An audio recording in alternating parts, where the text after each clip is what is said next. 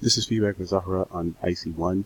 Generally, you did a really good job. Just a couple things to look out for in this essay and in future essays. Intro, you don't put opinions. This is a very bad way. This is something that you would put in the conclusion, but not the intro. Intro, again, background information. That means we're talking about just general. Like people think this, people do this, these are the facts, this is what's happening in the world, like that. SP, spelling, so change this word, it needs to be spelled differently. Disconnect means that there should be a sentence here that connects your background information to your thesis. Because right now it's like you've got all these ideas and it just stops and you just jump to the next sentence. So add a sentence in there. Spelling error, I thought you did pretty good with your body paragraphs, making point support. This was repeated though. You just said they're on social, and then you just say that they, this caused them to be on social.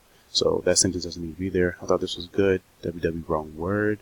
The verb here is wrong word. I was just saying that you probably need a verb here. This is a spelling error. How damages the mobile phones. How?